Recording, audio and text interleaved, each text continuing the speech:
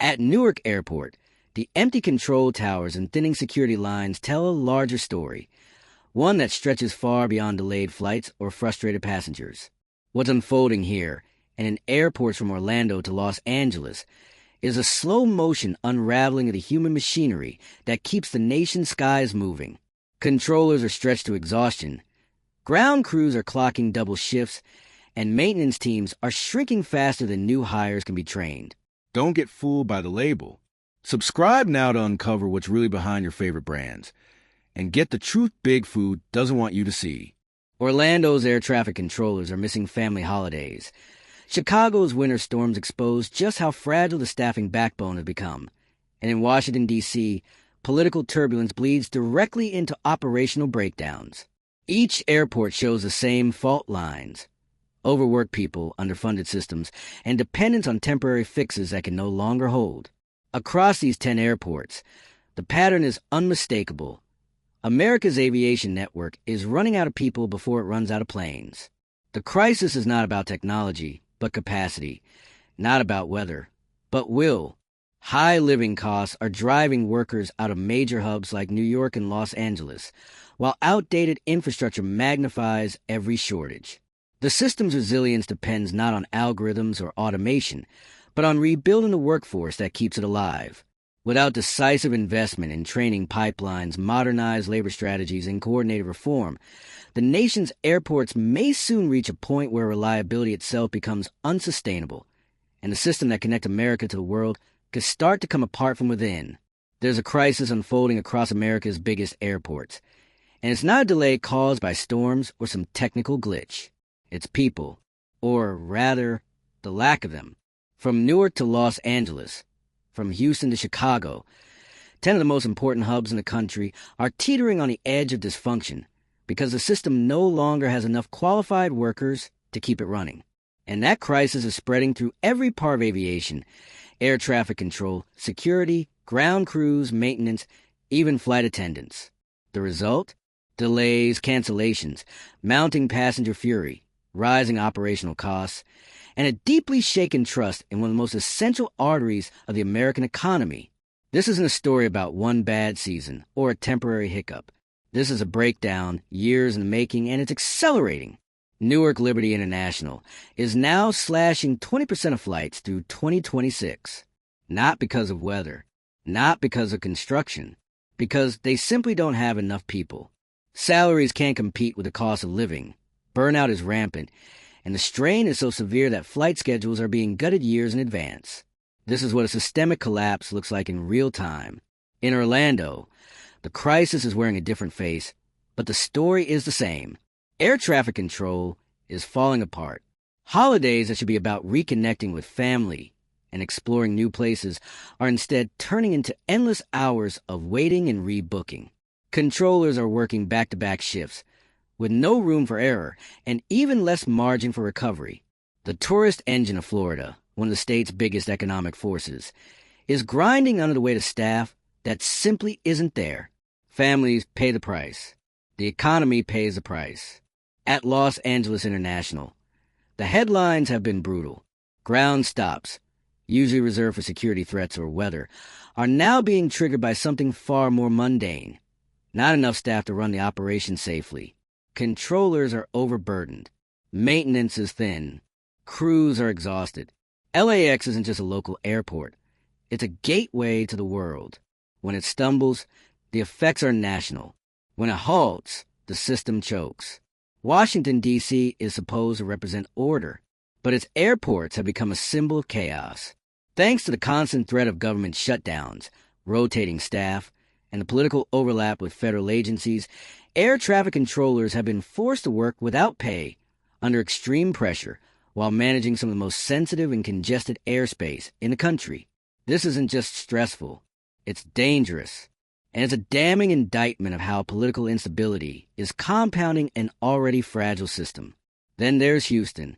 For years, it was sold as a shining example of Southern efficiency and big city progress. But now that myth is cracking. Security lines stretch endlessly. Staff turnover is rampant. Living costs are rising faster than wages. And the economic boom that once attracted talent is now pushing workers out. Houston's airports simply can't keep up with demand, and that imbalance is hurting passengers, airlines, and the city's larger economic outlook. Chicago's story is a cold one, literally. At O'Hare, winter doesn't just bring snow, it brings systemic paralysis. Combine brutal weather with shrinking personnel rosters, and what you get is a complete inability to respond when things go wrong. Travelers trying to reunite with loved ones for the holidays are instead stranded in terminals, staring at departure boards filled with cancellations. It's not a one-off. It's a cycle, and it keeps getting worse. Las Vegas is a city that never sleeps. But at Harry Reid International, there's barely anyone left to work the night shift, and the result is carnage. Flights pile up, delays stretch into the early hours. The economic promise of the city, its casino economy, its 24/7 allure, is undermined by an airport that can't staff basic operations. This isn't just an inconvenience. It's a business problem, a tourism crisis, and it's not isolated. The pattern is clear. Across the nation, the aviation system is running on fumes. Human capacity is the bottleneck, not technology, not aircraft, not infrastructure. It's people, controllers, security personnel, maintenance staff, gate agents. They are exhausted, overworked, and undersupported. And the gap between what's needed and what's available is growing by the day. The deeper issue here is that this isn't just about hiring more workers. The pipelines that feed into aviation careers are drying up. There's been no significant investment in workforce development. Training programs are outdated. Recruitment is slow. Retention is even worse. Short-term solutions, like overtime, temp workers, or schedule trimming, are band-aids on a broken bone. What's needed is long-term structural reform. That means predictive staffing models. That means modernizing. Labor skills. That means creating a real strategy to build resilience into a system that clearly doesn't have it now. And the cost of doing nothing? It's already showing. Delays aren't just frustrating, they're expensive. For passengers, they mean misconnections, lost time, and shattered plans. For airlines, they mean mounting penalties, logistical chaos, and a reputation hit they can't afford. For the broader economy, it's worse. Tourism is down. Business travel is harder. Regional development stalls. These airports are more than terminals. They're hubs of commerce. When they falter, entire cities feel the shock. High cost of living is also gutting the workforce. In cities like New York and Los Angeles, even decent salaries can't keep pace with rent, transportation, or childcare. That drives experienced personnel away. And when seasoned workers walk out, the knowledge goes with them. You can't replace a 10-year veteran with a 2-week trainee. It doesn't work like that. And the current system is learning that the hard way. And while staffing is a core crisis, infrastructure isn't helping. Outdated terminals, broken equipment, no room to scale. When surges happen, the facilities can't handle them. It's not just a worker shortage. It's a systems failure. Years of underinvestment now colliding with surging demand and a post-pandemic travel boom. The U.S. aviation system is being asked to do more with less. And now it's buckling. This isn't just an airport issue. It's a national one. Every delay echoes outward.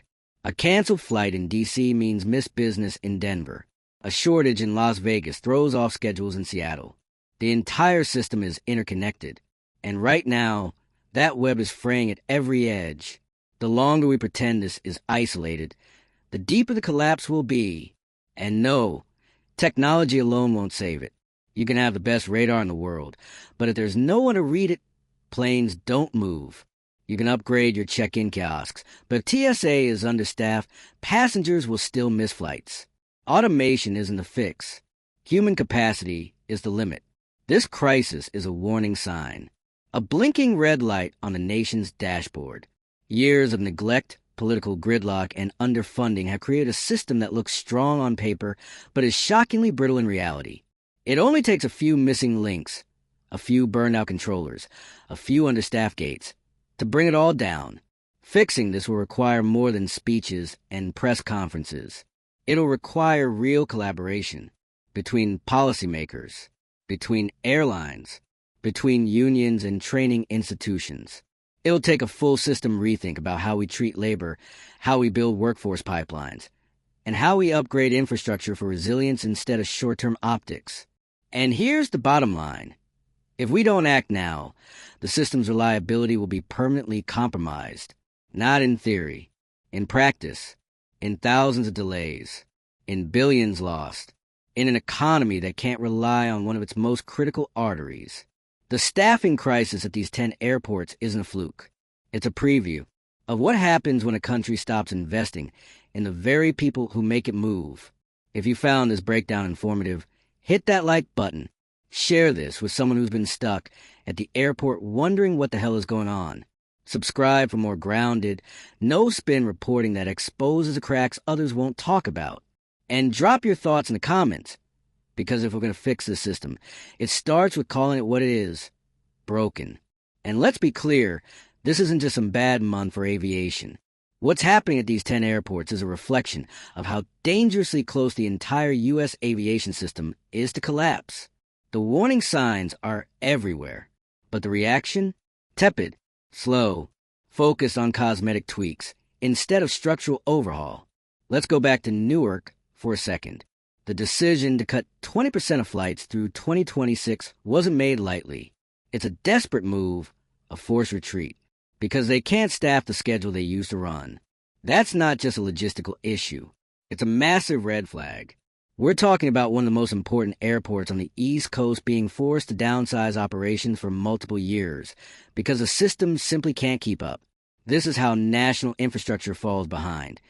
Quietly, gradually, and then all at once. And what makes it worse is the lack of urgency from those in power.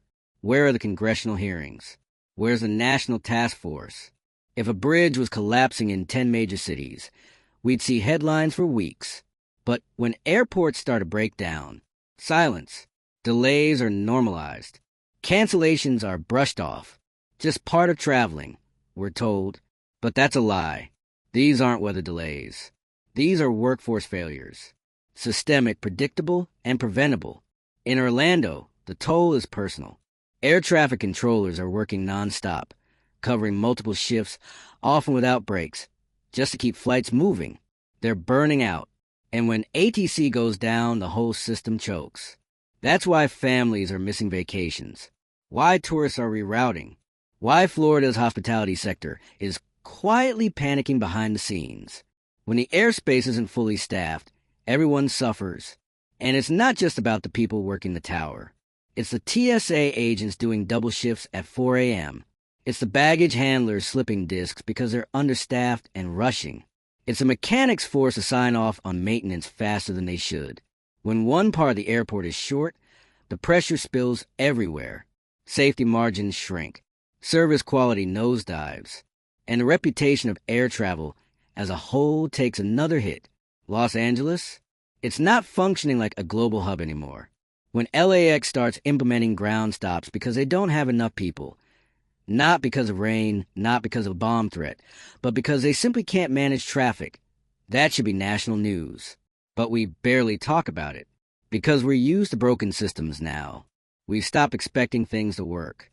Meanwhile, Washington, D.C. is running its airports like a revolving door dysfunction. How are we letting the nation's capital, where federal workers often fly in and out multiple times a week, operate its airspace with underpaid, overworked staff who sometimes don't even know if they're going to get a paycheck during a government shutdown? The very people responsible for maintaining national security in skies are being dragged into political gridlock. It's reckless, it's embarrassing, and it proves how fragile the system has become. Houston's problem cuts to the core of the economic lie we've been sold, that growth automatically means prosperity. Houston's booming. Business is up. People are moving in. But the airport? Falling apart from the inside.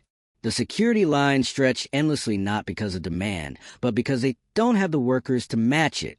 When the cost of living outpaces wages, people leave, and they're not being replaced fast enough. And here's the thing, none of this happens in a vacuum. When flights get delayed in Houston, people miss connections in Denver. When O'Hare gets slammed with a snowstorm and too few personnel to de-ice planes, the ripple hits Phoenix, then San Francisco, then Seattle. The system is so interconnected that one weak link causes a whole chain to rattle. Chicago knows this better than anyone. Winter storms are nothing new.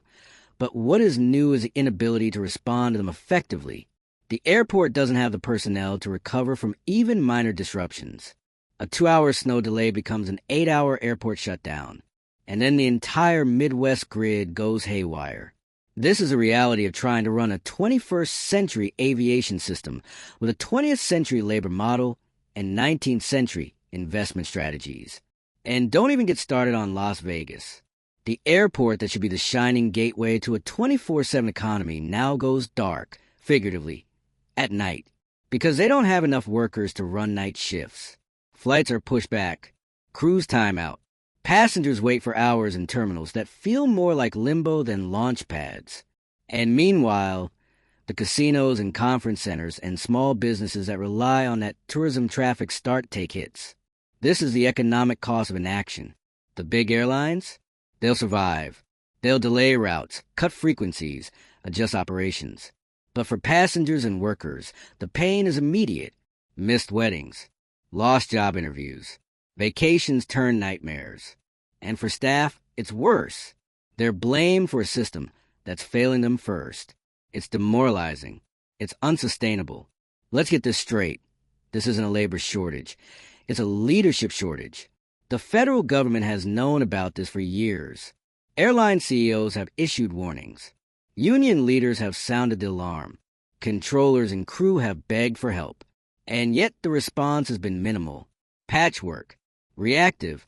Every solution is about coping, never fixing. We need workforce pipelines.